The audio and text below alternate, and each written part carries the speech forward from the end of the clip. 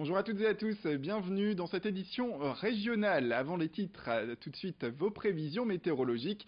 En ce mercredi avec une journée malheureusement aussi triste qu'hier. On voit arriver toujours plus de nuages avec également quelques coups de tonnerre prévus par endroits dans le nord et le Pas-de-Calais. Et pour couronner le tout, des averses sont également attendues.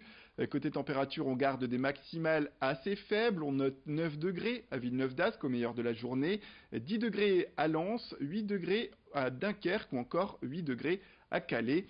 Plus d'informations sur vos prévisions météorologiques, ce sera bien sûr après cette édition.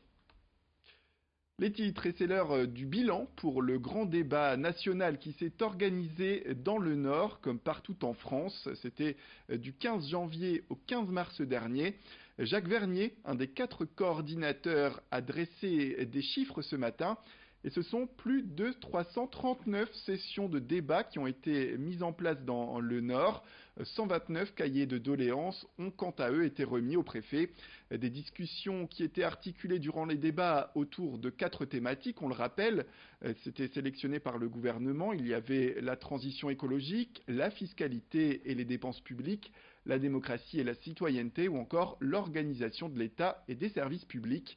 Un bilan qui trouve des points positifs, donc, comme la participation de personnes qui n'ont pas l'habitude de s'exprimer et qui ont pu trouver un moyen de dire ce qu'elles ressentent, mais des points également négatifs, comme la faible mobilisation des jeunes. L'ambiance générale a en tout cas été très bonne selon Jacques Vernier. Il revient sur ce point au micro d'Idil Gunaï. Il y a des débats où les gens ne laissent pas parler les autres, prennent la parole trop longtemps, quand c'est les autres qui parlent, ils n'écoutent pas. Alors que là, j'ai trouvé que les prises de parole étaient bien délimitées dans le temps, raisonnables, que les gens écoutaient les autres.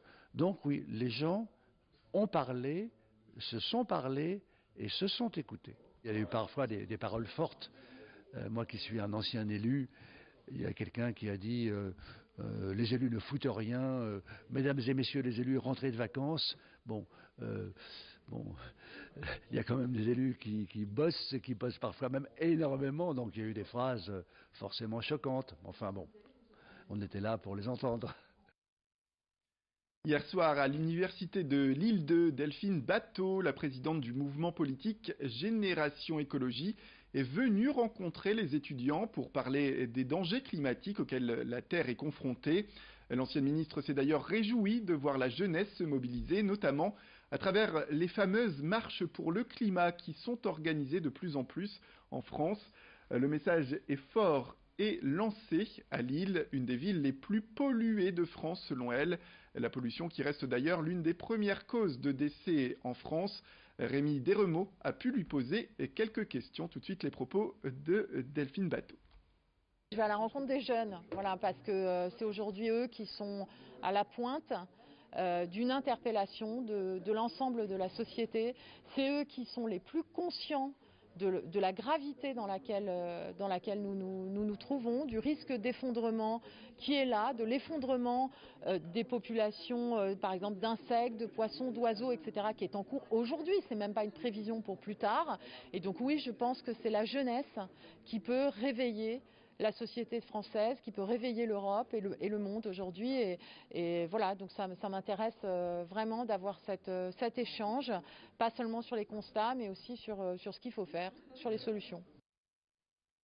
L'Agence de la biomédecine a organisé hier à Lille le 7 mètres challenge, une campagne amusante pour sensibiliser les habitants aux dons de moelle.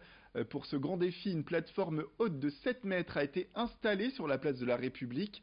Les passants étaient alors invités à sauter de 7 mètres de haut, d'où le 7 mètres challenge. Le but, c'est de prouver qu'il n'est pas aussi dur de donner sa moelle osseuse lorsqu'on compare cet acte à un saut de 7 mètres qui peut être impressionnant. De nombreux bénévoles étaient également présents pour donner bien sûr des informations sur les dons de moelle osseuse. On compte environ 300 000 dons en France, ce qui est peu comparé à nos pays voisins. La faute à une idée reçue, le don de moelle serait douloureux alors qu'il n'en est rien, selon les organisateurs de l'événement. Tout de suite, on les écoute à ce sujet. Alors les gens ont peur du don de moelle osseuse. Déjà, ils font souvent la confusion don de moelle osseuse et don de moelle épinière. Déjà, il ne faut pas confondre. La moelle épinière, c'est le système nerveux, c'est pas ça qu'on touche. Lorsqu'on fait un don de moelle osseuse, on cherche à récupérer des cellules sanguines. Et donc ce don de moelle osseuse, il peut se faire de deux façons. La façon la plus couramment utilisée, c'est un prélèvement sanguin. Donc le donneur prend un traitement pendant 2 jours, ce qui va permettre de mobiliser les cellules de sa moelle dans son sang. Et donc ensuite on fait une prise de sang. Ça prend une matinée, voire 2 matinées. C'est pas aussi douloureux que les gens le pensent. L'ambiance était festive hier après-midi au foyer d'accueil médical Loré de la Forêt à Attiches. C'est à une quinzaine de minutes de route de Lille. Pour marquer la journée mondiale de sensibilisation à l'autisme, les équipes encadrantes ont organisé un flash mob. Vous connaissez peut-être ces fameuses danses de groupe organisées la plupart du temps dans des lieux insolites. Et cette fois, eh bien, ça se passait en compagnie des résidents et de leurs familles. Pendant plusieurs jours, les résidents, tous concernés par un trouble du spectre de l'autisme, ont appris une chorégraphie sur des rythmes techno.